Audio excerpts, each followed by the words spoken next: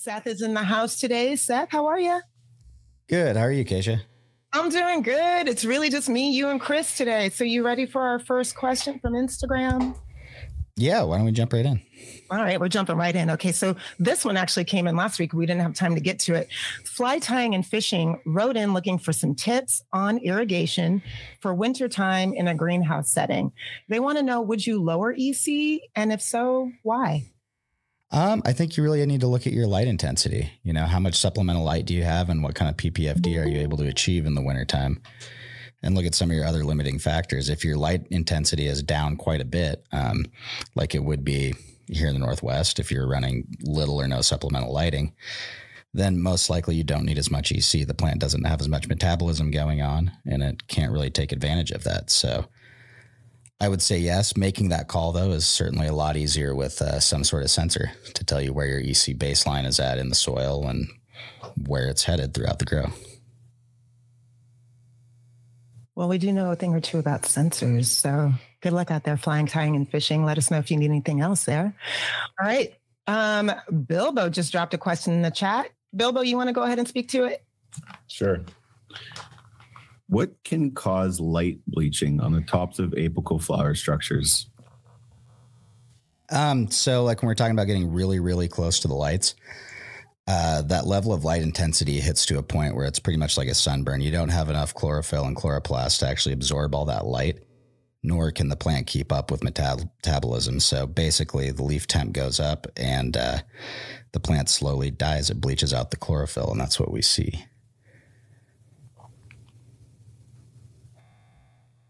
That's my best explanation. Is it a function of missing inputs? Sometimes it can be, for sure, you know, if you're way too low on EC or you don't have enough CO2. But a lot of times, if you were to look at where some of those are, at least in my experience, they are, you know, they might be at 18 or 1900 ppfd, a full foot or two above the rest of the canopy, where, you know, the rest of the plant's at 1000 or 1100. Ooh, I like all the details. Yes. All right. 31 cm form lights. 31 centimeters from the lights. What I would probably, the next thing I do, Bilbo, is go look at the surface temperature with a laser thermometer. Have you checked that out? Gotcha. What was it sitting at? Just out of curiosity. I'd have to go and grab the data from the crop registration. I don't have. Okay. Did it seem super high to you? You know, like above 90 degrees? No.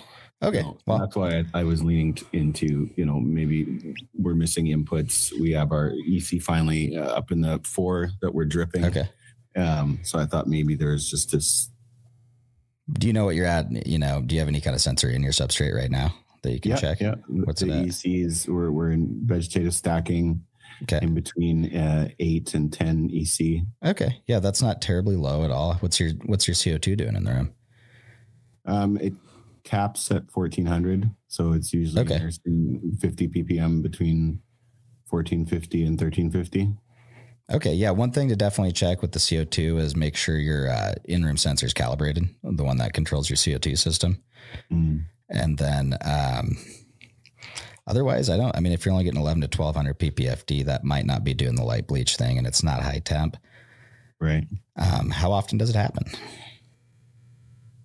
In past harvest groups, it's happened in isolated areas. In the current harvest group, it is more throughout, but I have a sneaky feeling that somehow it could be tied to the EC, because this is the first time we've had a drip EC breach 3.5. Mm-hmm. So, and that's usually where I do cap my input EC. I'm not going to say for sure that that's the cause of it, but that could definitely be something that's a little out of line there. And it definitely seems like maybe an input thing, being that it's kind of spreading to more of the room. You know, if you only saw it a little bit here and there, but now it's everywhere. Could be input.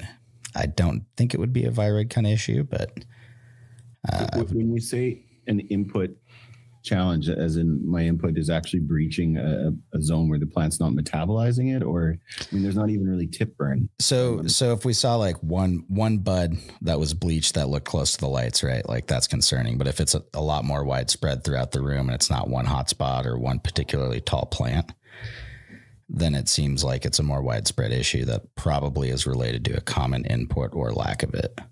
Yeah. That's one reason I would check, all of your sensors, particularly your CO2 sensor in the room, to make sure that's actually what you're getting. Right. Because in a sense, I could be choking them off. Yeah. If you were shooting for 1,200 or 1,300 and you actually only had 6, it's tough to chase. You're kind of just chasing your tail at that point, going like, man, I'm good, but really you're not, Okay, I'll look into it. Yeah, that would be the place I'd start, honestly. I love it. Thank you, Bilbo, for sharing your data, your crop registration info. This is great. We love it. All right. Ryan is in the house. We talked earlier. Ryan is in Maine. Ryan, you want to unmute yourself and go ahead and ask your question? Yes. How are you guys? Good. Welcome. Thank you. So I'm new to running an automatic irrigation system. I have a system that I put together myself, and I'm currently only using it in flower, and I'm trying to transfer over to using it in veg as well. I'm worried about, as I transfer over, I don't want to overwater in veg and have root rot form slowing my growth. Mm-hmm. Do you guys have any tips that I could do to help prevent that? Probably one of the easiest ones is going with a much smaller medium. Are you rooting into your flower pot, or are you rooting into a smaller pot? So I root into solo cups. Oh yeah. And then I transfer over to a 1 gallon pot when I bring it into flower. Yeah. I mean, you can certainly use an automatic irrigation system. It's particularly useful if you have something like the Solus to go check right before you water and make sure a bunch of your plants are low enough in water content to actually put on new water that day. Yep. And then other than that, do you have, a reservoir for your flower room and a reservoir for your veg room, or are you planning on sharing that input fertilizer? Nope. I have individual tanks for each room. Perfect. Then yeah, I would just make sure you've got some really slow drippers in veg too, so you can actually put on a very small amount of water if you want to. Okay. So, now would you run it with them in the solo cups, or wait until they kind of establish a root system and then kind of run the irrigation system once I get them in the gallons? You could run them in the solo cups. It just depends on, how porous that media is and how easily you're able to water them consistently. Okay. Like if you're running like a high perlite content in there so that it dries out really easily. That's where, classically a lot of people can just go hit them all till they run off every day or every other day in the beginning, and then get them to grow that way. You can put the drip stakes in there. It just depends. I mean, if you're only in those solo cups for 7 days, that might be a step that's not totally necessary. Right. And that's what I'm trying to figure out. I would like to veg for 3 weeks and then put the flower. But I'm trying to figure out how to get my plants to grow the fastest without dealing with rot and overwater. Yeah. I mean, the big thing is sticking with a smaller, very porous media. That's the big thing, is so when you water, you can't overwater because it's always going to drain back to, a lower water content with a lot of air porosity in there. Awesome. Thank you. Mm-hmm. Ryan, great question. Thank you so much. Good luck out there. Keep us posted too, especially since you said all that cold weather is coming your way over in Maine. Yes. Thank you. Absolutely. All right. Well, we're going to keep it moving through Instagram. Remember, anybody who's on with us live, this is your chance to get your questions answered by the expert, Seth. All right. So we had someone write in looking for recommendations to increase substrate EC in early flower. They wrote that they're feeding at 2.4 ECC and struggling to stack EC above 2. Any thoughts on that? Yeah, I mean, there's a few things to look at. Number one is how much runoff you're pushing. If you're asking this question, you're probably pushing very little to no runoff. So your first option when you're already at this point is to raise your input EC. Kind of like I said earlier, I don't really like to go above about a 3.5 input EC.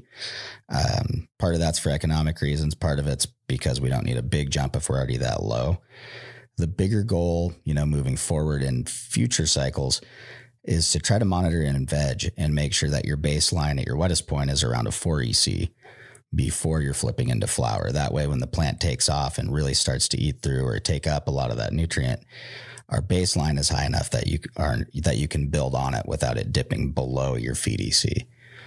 once it's dipped below your feed EC, it's very tough to get it back up because we're, even with runoff, basically washing up to the feed EC. Other than that, try to really just limit runoff. You can even bring it below field cap every day. But I try to, typically only go about 3 days without runoff, because with no runoff, I can't check my pH.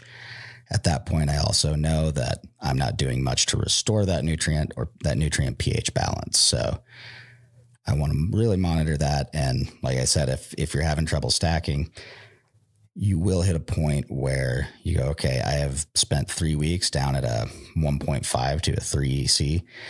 That might be where we are. And, plenty of cannabis has been grown at low EC. It's not necessarily the end of the world. It might affect quality a little bit. It probably will affect yield quite a bit, but you can set a standard for future cycles and document that and say, okay, at these AC levels, this is what I got. Changing nothing else. If I was able to stack better, here's the next round. All about setting those standards, right, Seth? Absolutely. You want to know where your baseline is and really minimize those variables that you're changing. Because that's, another conversation too, as I've noticed, a lot of growers becoming more and more high tech have switched to running higher EC as well. And at the same time, I've also met plenty of people that didn't grow very much for quite a few years or didn't change anything. They had spent quite a few thousands of dollars on a certain lighting setup, irrigation setup. They were very set up to run a certain way. And then when they switched to running, like, let's say rockwool with a higher EC, they switched their media, their fertilizer, got new lights that, not only are higher output, have a more modern spectrum, but also aren't as old physically, even if they went from older LEDs to new LEDs. So it's important to really track, what's actually working for you and try to identify that. And if you made a lot of changes at once, well, you might have just set a new baseline. And you might have to worry less about which of those things did it and make sure you're keeping all of those different variables in range. That's it. Yeah, Bilbo, I see your comment here. Basically, hold your ground and minimize changes. Yeah, anything else you want to speak to on that one?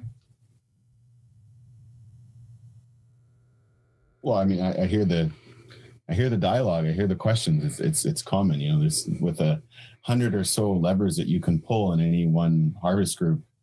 It's easy to just become obsessed with changing and have a knee-jerk reaction to this must be the problem. I always ask, what's different? Questions get asked to me, or a problem is brought to my attention, and I ask, okay, well, what changed from the last registration to today? And think outside the box, because it could be things that you don't normally look at. Yeah, absolutely. You kind of nailed it there. Think outside the box. That's why one thing I, always find fun is to go look at different grows, or if I am growing, just have a friend come in and look at what's going on, especially if I'm running like the same strain as a buddy and one of us is having issues. Like, okay, what's obviously different, not just in the graphs, but like, just little things like, man, it always molds over here, even though I swear my VPD is good. Your buddy walks in and notice that it's dripping off of a cord hanging off of the light or something like that. Very little things. And I think that's really important to just step back, try to get rid of your personal biases. I like to use the lights as example because I know I've, had some times where we swapped out HPS bulbs after like a year and a half. And after that swap, it's just like, man, how did I not notice that? But walking into the same room every day for a year and a half, you don't notice that. It's like kind of like watching your hair grow. You don't see that every day. Let's see. Runoff pH versus feed. Yeah, David posted, please talk a bit about runoff pH versus feed. I love an overview.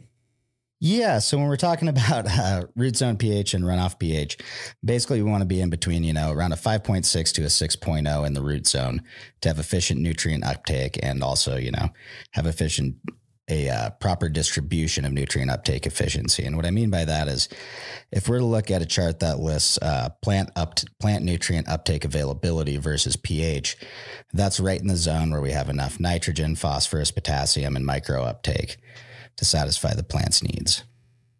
Plant nutrients are, they're charged ions. We're putting them in as salts. So when they dissociate, we've got anions and cations.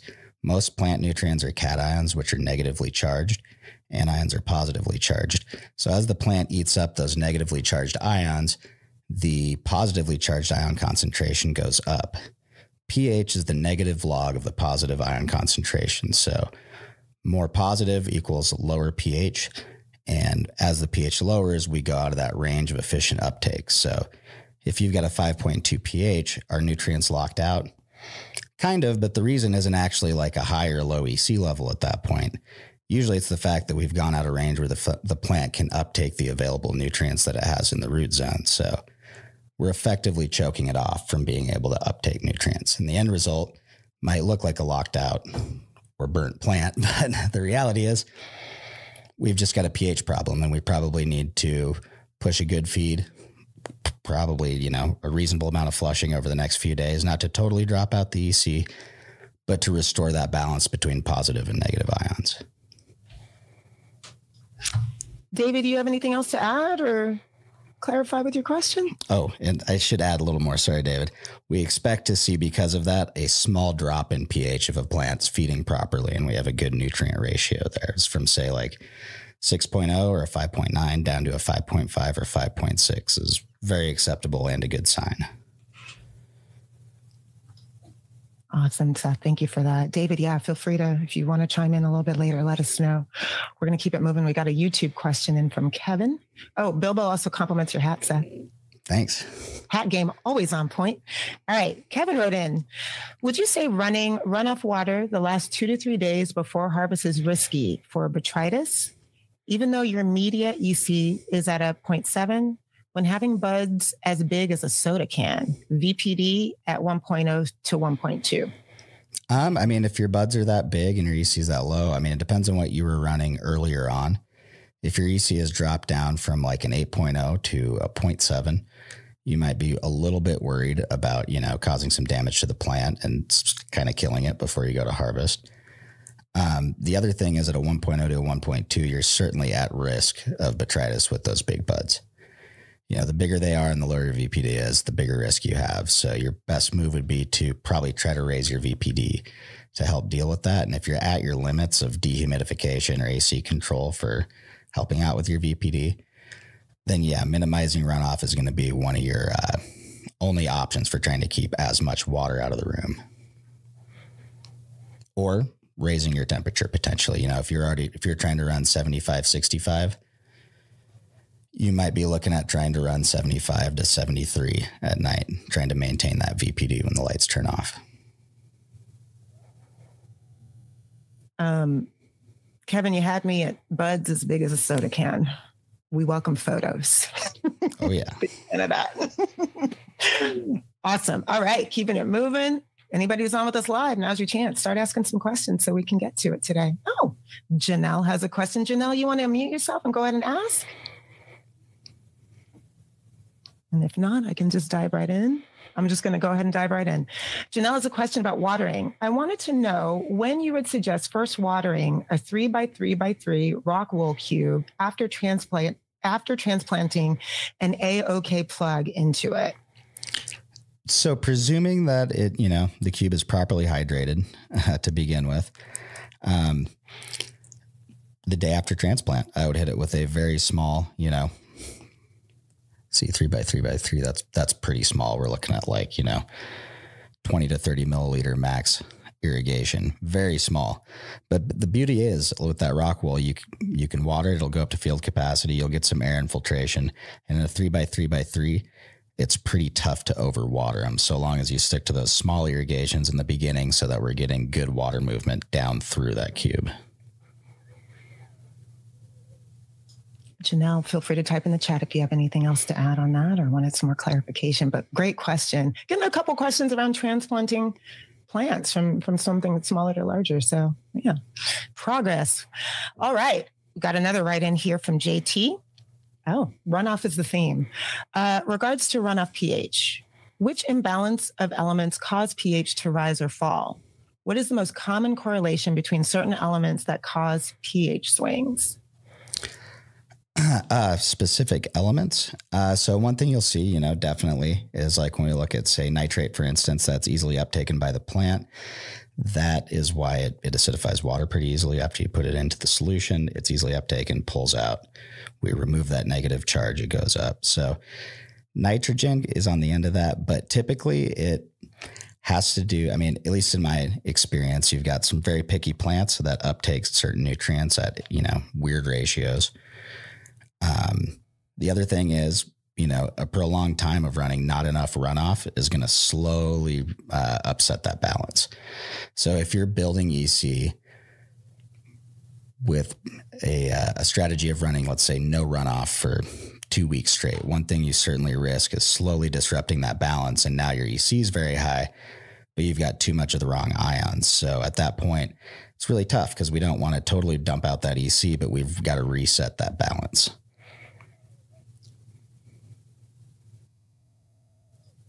Awesome, Seth. Thank you. Yeah, so many good runoff questions today. So getting blogging inspiration. Awesome. All right. Well, Janelle just clarified the previous question. Wrote, cool, thank you. We do water them in after plugging the plant. And that's great. With that 3x3x3, you've got a lot of freedom. You're sticking with a small media that has good aeration. The big challenge when rooting in honestly comes in taking, say, that same clone plug and putting it into a 1 gallon coco pot or a 6x6x6 rockwool cube, because now we've got a pretty big volume of media and water for those roots to absorb anything out of. So keeping that ratio small allows us to not have to wait so long for the roots to totally overtake that media. It also gives that media a little bit better ratio of breathing, I guess, with the air. It's harder to overwater a smaller media in general, no matter what it's made out of. For instance, I really am a big fan of the 0.3 gallon coco pots. They have pretty much the same kind of porosity that you get in a 1 gallon or a 2 gallon. They, a handful of that cocoa feels the same as a handful of any other, but that small pot dries out faster, even with wicking going on inside the room. So I think sticking on those 3x3x3s is a good call. If you are going onto a slab, I do like the 4x4x4s quite a bit. Just a little bit more mass there to get a little bit faster, bigger veg plant. But also those 3x3x3s are a great option to stack on top of a 1 or a 2 gallon coco pot as well. Gives you easy veg watering, especially if you're going with a quick veg time, and a really stable media. Awesome, Seth. Janelle, thank you so much. And yeah, let's keep the conversation going. If anybody has anything else to add to the conversation there or got some new questions, that's what we're here for. Shout out to Bobby over on YouTube, who just posted that he skipped work to hear a live sesh. Want to say thank you for all these informative videos. I do not have any AROYA equipment yet, but I am growing like I have it all. Awesome. That's good to hear. That's it. Somebody sounds like they're resourceful over there. Yeah. So just like until, we get maybe some incoming questions in here, Seth, anything you're seeing out there with folks? We walked everybody through split graphs feature last week. Anything coming your way that you think would be good to talk about with folks today? Yeah. I've been seeing lately over the past few years, there's been a lot of turnover in different media brands, whether we're talking about stone wool, the kind of more generic term for rock wool, or we're talking about coco. One thing that I've run into quite a bit is people, getting really comfortable with a specific irrigation strategy and then just run and repeat. And, number one, that's kind of tough because if you kind of miss any part of your process along the way and your plants are at all differently sized, your irrigation strategy might be a little bit off and you might run it wrong for a while until you realize that. The other thing I've noticed is just even small variation in, I don't want to say media quality, but media consistency in terms of where field capacity is, even from batch to batch. And I think it's a really good habit to just constantly be keeping tabs on that. And another thing to have in your crop registration, because that's just another spot where you could be looking at why, one run performed differently than another and see that you actually ended up with a media that didn't have as good of steering capability, either because it held too much water and was too wet and led to poor root development early on, or was not, didn't hold enough water and we couldn't run very generative. So we ended up with, less quality and less bud sites overall from, being able to stack them earlier. So I think That's one thing I've noticed, especially as, we move forward in the cannabis industry. There's a little bit more standardization when it comes to media in terms of what a lot of the manufacturers are offering, but there's still a bunch of manufacturers out there. And a lot of these products can all work just as good as each other if used properly. And that's what it comes down to is, you've got to kind of be able to follow the instructions, but also be able to go above and beyond what the manufacturer says. Because at the end of the day, none of us are paying very much per unit, per plant for media. And unless we want to start paying $20 to $50 per plant, there's only a certain level of consistency and precision we can expect in media production. That's just simple economics. And I think it's just one thing everyone's got to get used to procedurally adapting to. Lots to adapt to in this industry. That is for sure. All right. Thank you for that, Seth. Cool. The questions keep on coming here. So David dropped a question here once. Was wondering if we can explain dryback for a novice. So dryback is just typically, at least the way I'm looking at it, and you can use saturation or volumetric water content. At AROYA, we use volumetric water content to determine how much moisture is in the media. Dryback is a term that relates to the difference between the max amount of moisture that media holds or the highest amount of moisture that media has held for the day and a given time period past that. So we could say, hey, the dryback is 5%. It dried back 5% between 12 p.m. and 1 a.m., let's say. It dried back between 10% between 10 a.m. after P1s and 8 a.m. the next morning before we went to P1s. Typically, when a lot of people are talking about their dryback, when you see 25%, 15, 35%, numbers like that, they're talking about the end of their P1, their phase 1 irrigations, what water content they reached then, and what the water content was the next morning before they initiated their irrigations again. And then when we're talking about P2s, the term dryback would refer to that between irrigation dryback. And that's typically where you would see or hope to see a, 1%, 2%, 3% value. I hope that clears it up a little bit. Yeah, David, let us know if you have any extra questions. But I think you unmuted yourself. Go for it. Yeah, sure. Sorry, thanks. Hey, real novice here, but P1, P2, P3. I've heard you use those terms many times in the past, but I don't have a clue of what they mean. Gotcha. So, in general, P1 means your phase 1 irrigations, usually, in the morning, 1 to 2 hours after lights turn on. We'd like to push it to 2, but if the pot's too dry, you can go a little earlier. But that's your phase 1, and that's typically bringing that pot up to field capacity or the point where it would achieve runoff. And then phase 2 is your afternoon irrigations that happen after that. Phase 3 would be after the P2s, typically after lights off, and that's not typically something that we want to approach. If you have to be putting on P3s, that usually means you have way too big of a plant and way too small of a pot. And how do you know when you need to go to P1 or P2 and P3?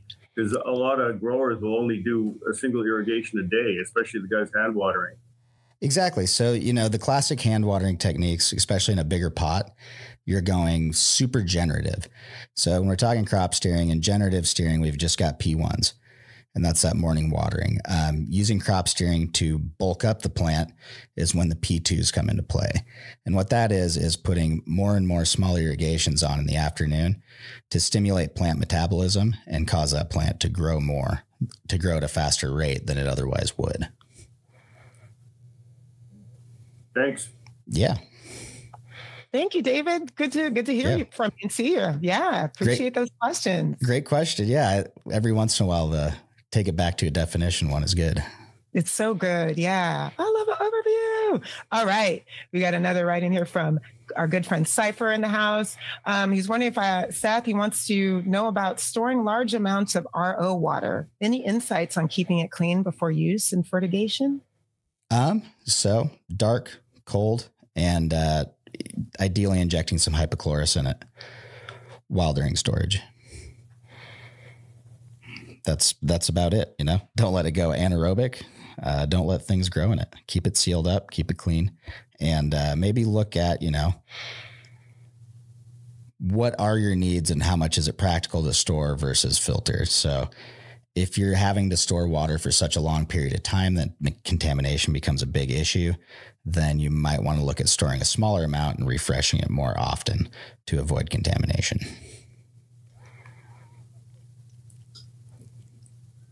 Eiffel, let us know if you have anything else you want to talk about there.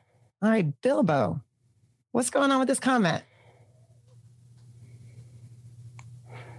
Go for it. Ask away. Okay, so I get a little decision fatigue when it comes to programming irrigations, managing different harvest groups that are in different phases of their life cycle.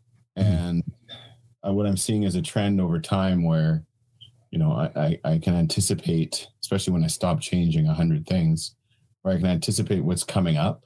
Mm-hmm. But I don't want to be so. I want to be more conservative in my strategy and not as reactionary as I can be. So I'm wondering if it's just the fact that we have so much information now and we're seeing things that otherwise as, you know, legacy cultivators we wouldn't normally have noticed, and that I should just maybe chill out a little bit. But I hear a lot of conversations around, you know, whether it's trying to figure out when should I actually give a P2, as some of the other questions that you've posed or that have been posed today, versus just finding an irrigation strategy and sticking to it unless you see something that is, let's say, outside of an acceptable range that any particular farm would set up. This is what I tried to encompass in my question here. Have you seen anything like that working in other cultivation facilities that have, you know, as they call it, a giant war room and, you know, multiple people working on sections of a mega facility? Do you see that, or is it?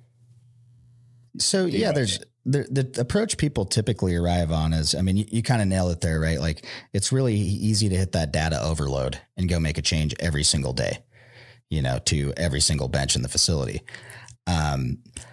You know, the best way to do it is you already started with the baseline. And a lot of times, you know, at least for me, when I first started really diving into crop steering, my baseline was trying to use a porous media so I didn't overwater everything and running a terribly low EC. So number one was like, how do I build EC? Okay, I've got to modify my watering strategy to reduce runoff and run a little bit higher EC in my feed. As far as changing that irrigation strategy all the time goes, though, yeah, during stretch, it's tempting to do it every single day based on what you see as those plants are growing. But the most practical strategy to develop, because, you know, the whole point of automating things is to slowly have it get easier and easier and more self-automated, is typically to start to dial in like, okay, now that I'm coming in with the same size plant for a given strain and I have a rough irrigation strategy, I'm going to run this set of P1s, let's say during stretch, until it does start to fall out of range, you know, till I start to hit the edge of where my dryback's going down to. And I say, all right, I need to change this. And hopefully you can find a happy medium during that where you can set progressive templates that go, let's say 3 to 5 days at a time before actually falling out of range. Unfortunately, establishing that is going to be that watching the graph every day and then evaluating if it's acceptable to not make a change that day. And that's part of why, you know, this whole intelligent irrigation or automated or artificial intelligence style irrigation is going to take a while to become really effective out there in the wild, because we need a lot of if and then data on the types of choices people would make. And right now there's a lot of different parameters. If I just set, you know, everything to bounce between 2 points, that would be great. But if I don't have another protocol that evaluates EC in those decisions, then I might accidentally just flush out half of my crop and end up with a very split table where I can't treat both conditions well. So I think, like I said, going back to the basics, you start with a program and you watch it until it starts to fall out of range, and then you modify it. And then again, over time, take that data and simplify. Yeah, we got some activity in the chat on this subject. Bilbo wrote, you like to wait 3 days, like to wait 2 to 3 days to make another edit to the strategy. Mikey wrote in, we have had to eliminate a few strains from that larger program, but we have found that a flat program works with most commercially viable strains. The few that don't fit the program always have a close relative that isn't as temperamental. Yeah. And, I think to your point, Mikey, a few strains that don't work. Another thing is if you can monocrop rooms, that also makes your life way easier. The more you can run small to medium sized rooms instead of huge rooms and run more of them, the more freedom you have to really dial that in and make it a lot easier on yourself. And to answer your question, Bilbo, yes, but it is a big challenge too. So first automation is going to be through Open Sprinkler. That's currently in beta testing, and we're really nailing that before releasing it to the public because, hey, these are your crops. We don't want to do anything to endanger them.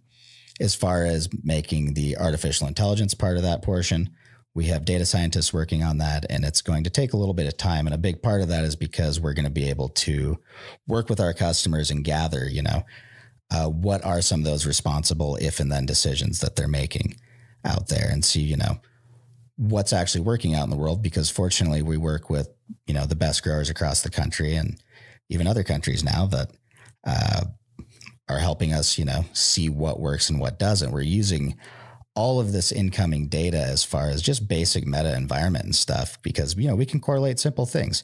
Like when I talk about VPD in relation to mold and your area geographically, that's based on very simple raw data. There's nothing special that we have to see about how you program things. It's just, okay, this is an industry struggle that we can very much see. And, we can apply that data in ways that helps our customers. And also really at the end of the day, the grower has to stay involved even when stuff is automated. So right. Yeah. And once it's out, there's still going to be a lot of grower input required to make any of that software work. I think that's something a lot of people, wish for it to be as, automated and easy as possible, but there's still a craft portion to this, even on a bigger scale. Everyone's got to differentiate themselves some way. If everyone's growing the exact same product, it's not an exciting market anymore, is it? No, not to me. Awesome. Bilbo, thank you so much for this topic. It's great. Chris actually just had a follow-up on the RO and hypochlorous question. Wants to know, would running it in my humidifiers be wise? Any feedback on that, Seth? If your humidifier has, takes a while to go through water, then quite possibly. I definitely think it's a great tool to clean said humidifiers on a very regular basis to make sure you don't have contamination inside of your humidifier tanks or lines. Wonderful. Cypher, thank you so much for that question. All right, I want to make sure we get to YouTube because we have a few going on over there. Nana wrote in, hi, just wondering how plausible, if at all, it is to implement crop steering strategies in recirculating flood and drain. Completely possible. It depends on your media size. And I will state we have customers that do exactly that. They're running lower labor operations and typically using a smaller, more traditional flood and drain friendly media. So pushing like a Hugo or a plant that's bigger than 2 or 3 feet might be pushing it, but you can absolutely crop steer with a flood and drain situation. If we go to way classic flood and drain systems that had like clay pellet hydroton or hydroton clay pellets in there and hanging roots, we pretty much were vegetative. We had to flood that super frequently. Once we throw rockwool into the equation, and we're actually using that flood and drain system to soak the block and then dry it out, we actually do have the opportunity to put on, say, a P1 and multiple P2s. So at that point, it's about saying, all right, we really have to make sure we build a plant structure that's an appropriate size for the media so we can control that dryback and actually use the flood and drain as a crop steering tool. If I've got a big media and a small plant, I'm going to only be able to go generative. And same thing, if I've got a small media that doesn't hold enough water, I'll have to go very vegetative. So I actually encourage people to do this. And as far as rockwool goes, I really enjoy using that in veg rooms. It's really simple. If I can isolate a strain to a tray, my irrigation is insanely easy on, like a Delta 10. No, great question. And it sounds like you might want to check out a demo. So be sure to click the link so we can talk to you about how we can help you out. Awesome. All right. Moving through these questions. We're rounding out the hour, folks. So if you have any questions, now's the time to ask it. Type it in the chat. B-Town wrote in, if you transplant your clones into 1 gallon pots and you water them the first time by hand, how much dryback do they need and how much shots to give them in the first irrigation days? And they are dealing with a micro drip system, it looks like. My biggest advice there would be when you go to hydrate your coco blocks, number one, if you can test them, do it. Number two, if you don't have a substrate sensor, you probably have a scale around somewhere. Weigh a dry one, weigh a wet one, get some approximation of what kind of field capacity you're looking at there. And then as long as your blocks are properly hydrated, transplant, and then put your micro drippers right on there and do that first watering with those, because typically we don't need to flush too much water through there unless that coco already has a really high EC or they've been sitting there stagnant. If you just hydrated that block and an hour later you're transplanting, it's got plenty of oxygen for those roots to work with in there. And the reason I say that is that, any type of hand watering on an unrooted plant introduces a lot of variability. If you do have a way to make sure you're not giving them too much, that's fine. And even if you are giving them too much, it might be okay. You're just going to be waiting for a decent while for a dry bag. As far as that dry bag goes, the reason I told you to just weigh it if you don't have a substrate sensor is because I like to see a 15 to 20% dry bag before I'm applying actual P1s. During that time, if that takes 5 to 10 days, starting day 3, I'm still going to put a tiny drop on with my micro drippers just to make sure that root zone's staying aerobic. And by tiny, I mean, in your 1 gallon, it'd be like 30 to 40 milliliters max. But I'm going to be putting on a very small amount just to keep that aerobic. And then once I've achieved, like I said, that 20%, 15 to 20% dry back, start hitting it with the P1s. If you're weighing it, just the easiest way to think about it is 1 gram equals 1 milliliter of water. So pretty easy calculation to do. Awesome. All right. Thank you for that question, B-Town. I know you have another one here, but Diane dropped a question. Our good friend Diane, good to see you. The first one was, what's the temperature limit in vegetation? I believe that's the word we wanted here. Before the plants go in photo respiration under CO2 and LEDs.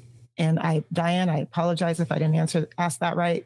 Give us some clarity if we need it. Are you looking for the upper limit, Diane, of when plants stop transpiring due to heat? Is that kind of what we're looking at here? Perhaps. Because Diane is on YouTube, yeah. Typically, anywhere, it depends on the amount of radiant energy the leaves are receiving. So like if we're talking about an HPS room, the ambient temp isn't going to be nearly as hot as it would be in an LED room to achieve the same response. But typically when those leaf surface temps start to go above 90, 92, then we see those stomata start to go into what would be more of a drought stress mode where they start to close back up. We slow down on transpiration. And that's when we can also see, a host of different issues, light bleaching, tip burn, general stunting in growth. Foxtailing is another big one that'll happen. So if that's what you're looking for, top end, 90 to 92 leaf surface temp is really shutting down plant growth. Thank you for the question, Diane. Let us know if you have anything you want to add to that. All right, we're going to keep it going.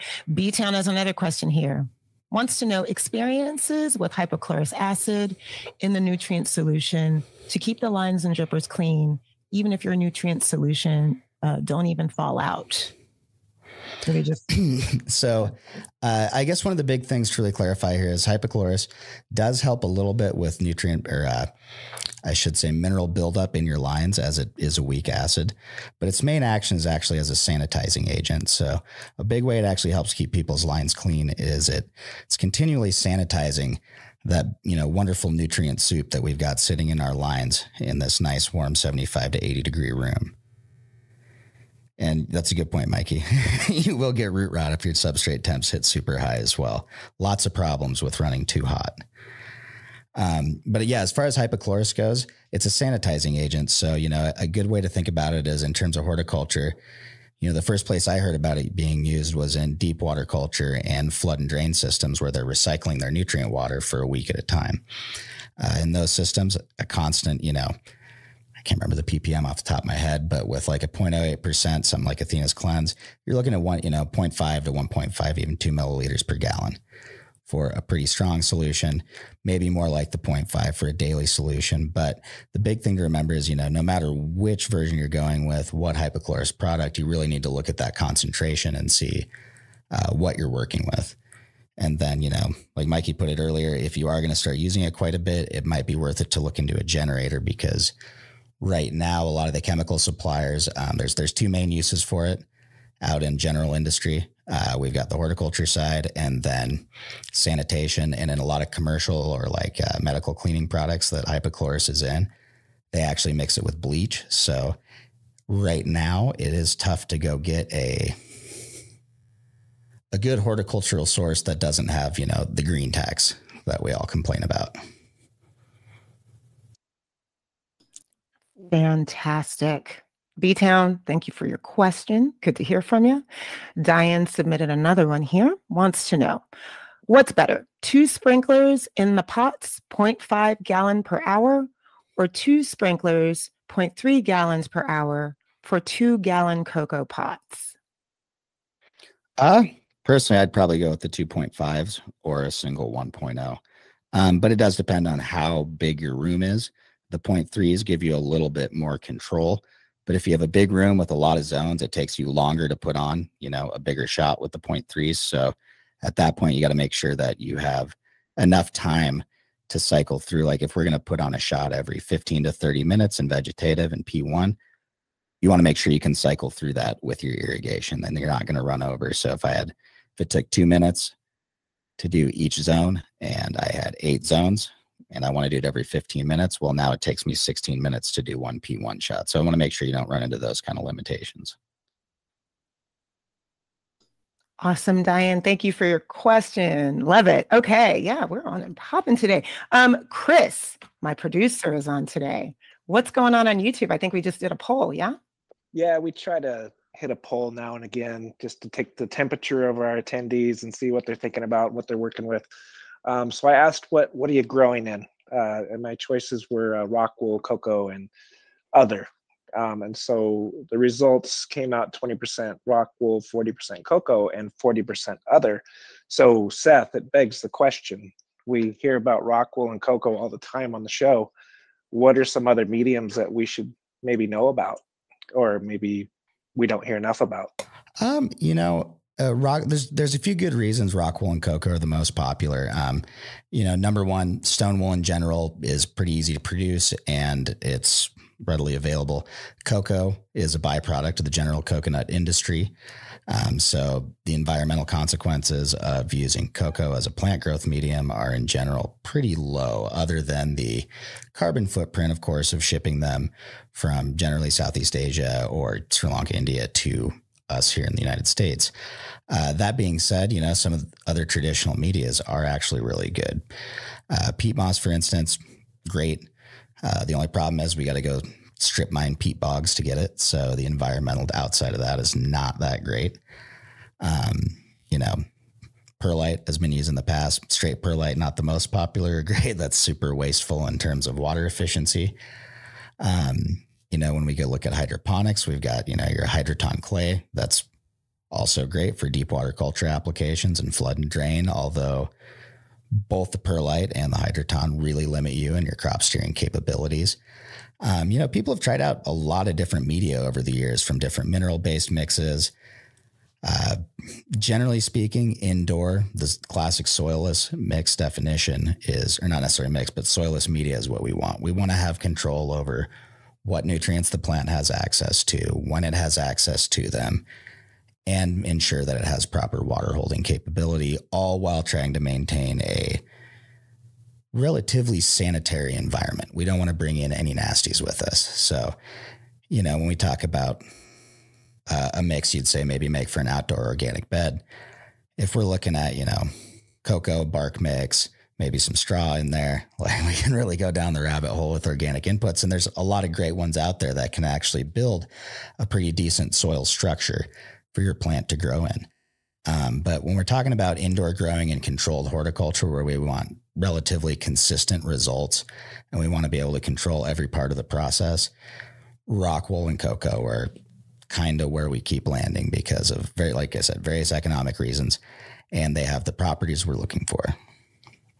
And, you know, one part to consider too is with those, we've also, if we use them properly, the environmental impact in terms of our runoff output is pretty low, you know, just because you are running, let's say, an organically amended bed does not mean that you have runoff going downhill from wherever your bed is that is good for the environment.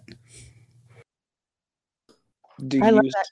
Go ahead. Yeah, go ahead, do you see state-by-state restrictions on mediums, or is it still pretty wide open?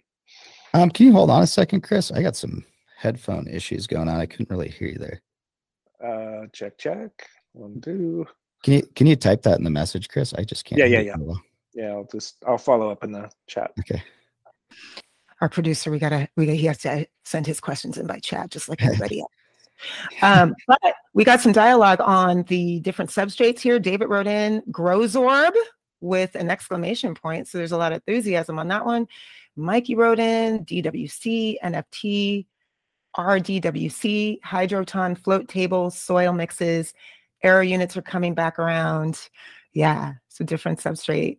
Yeah, I got a comment, David. Yeah, Growsorb. I have heard of that. I have not personally tried it, but I think people should explore and see what's out there. You know, I'm sure Growsorb can be manufactured in different ways to probably monitor pore size and really regulate water content. Mikey, you brought up some fun ones too. Aero units are coming back around. Haha. Yeah, there's a lot of cool things with straight, you know, hydroponics, whether it's aeroponics, deep water culture, flood trays, etc. I think what we'll find over and over is that usually in terms of the way the cannabis plant grows on its determinate life cycle after 12 hits,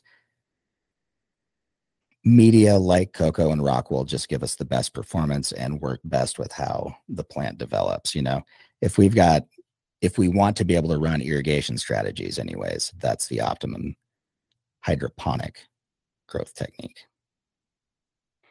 Yes, and producer Chris wrote in here, are there state-by-state restrictions on medium? Not that I'm aware of in the US. I mean, there's certainly supply chain limitations in different areas, just with different suppliers and, you know, being able to actually get different types of media. Other countries might have restrictions on import and use as well, but not particularly that I'm aware of right now. But that could change. Who knows? But there's also just, you really illustrated the point. There's a lot that goes into the decision of which grow medium makes the most sense. There's the control aspect, there's the consistent results aspect, and then there's the environmental aspect. But also environmental is a spectrum too. Could be low impact from the production standpoint, but if you're shipping it from overseas, that's a footprint. So yeah, appreciate this overview. Thank you, Seth. Absolutely. I mean, it's all something to think about. And that's one thing I think we all got to kind of step back and look at, even inside this, you know, soilless drip irrigation model that a lot of us are doing with either greenhouse and supplemental lighting or fully indoor. There are a lot of small ways we can stay inside of efficiency and also be creative and have something to kind of own, you know, like your media can be something that you say, hey, we are committed to using only organic media. We don't want, you know, commercially manufactured rock wool or anything else that's not compostable in our backyard. That's totally a fair stance to take, and that could become important as the industry progresses. Definitely. All right. Well, it doesn't, Chris, anything else on YouTube? It's not looking like it. All right. And then loving the dialogue happening in our chat here. We got some resource sharing. That's like my favorite thing. All right. Well, then, Seth, you know what? We got a couple minutes left. I'm just going to make this about me for a minute. I am taking a tolerance break. I have gone 24 hours without THC. Do you have any advice for me? I'm going to go 30 days. Thoughts? It's not habit forming. That's what I heard in a movie one time. I heard that too. You might suffer some boredom. I don't know. Yeah, there was like after work yesterday, I was like, what do I do? Mikey, the advice is stay busy. I appreciate you. Thank you. All right. Well, I'll keep you all posted, but 30 days, I'm going to go for it. A lot of you meditation. can do it. I can do it. I There'll believe be no in problem. myself. I mean, other than where you live, that might make it tough. Just I walking am around. in the Bay Area. Yeah. It smells amazing when I leave my house. It's just in the air. Yep. And yeah, I could almost, you should see my weed cabinet. I actually have it taped shut. I feel very fortunate. Well, Also, yeah, you gotta have some on deck for that moment you decide, 30 days is up. yes, 1 yes. a.m. And I will. There's no if. Janelle, yes, sometimes more dreams. Great point. And I actually have committed to, I'm going to document my dreams every morning because they start to get kind of wild without THC involved. All right. Cool. Well, if you guys see me declining over the coming weeks, you know why. Awesome. Janelle started the same endeavor too. We're in this together. Let's share resources. Yes. I love it. Takes a village. Amazing. All right. Well, I think we are wrapping it up. Seth, any final words before we wrap up the show? I just keep on growing, stay in it. Do what you got to do. Keep your head down and go to work. I mean, it's kind of tough times out there in the industry right now for a lot of people, but if you come out of the other side, you'll be stronger and more efficient, and it's not unique to cannabis either.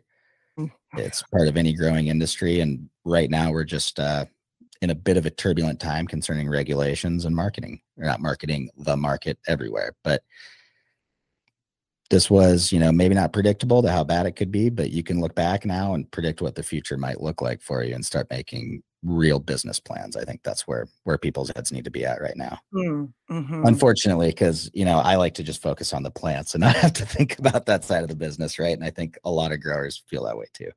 Yeah. No, that's great. Thank you for that encouragement. For real. Like we got y'all. We're going to get through this. I'm feeling good about 2023. I think there's going to be a turnaround. But we're in this industry for reasons that are bigger than ourselves, I think, for the most part. So. And you know what? The boutique market's coming back stronger than ever. The weed's getting better and it's great. I'm loving it. It's exciting. Amazing. All right. Well, Seth, thank you for sharing your knowledge as usual. Chris, my producer, thank you for holding it down in Mandy's absence. Mandy, hope you're staying warm in Texas. Strange times right now. But thank you all for joining us this week on Office Hours. We do this every Thursday, and the best way to get answers from the experts is to join us live. To learn more about AROYA, we dropped a couple links in the chat so you can book a demo with one of our experts, and they'll tell you all about how AROYA can be used to improve your cultivation production process. As always, let us know if there's a topic you'd like covered in a future episode of Office Hours. You can post questions anytime in the AROYA app. Feel free to drop us a chat, shoot us an email at support.aroya@metergroup.com. Send us an email on DM on Instagram. We are on all the socials. We want to hear from you. We record every session. We'll email everyone in attendance a link to the video from today's conversation. It'll also live on the AROYA YouTube channel. Like, subscribe, share while you're there. And if you find these conversations helpful, spread the word. Thanks, everybody. We'll see you next time. Bye.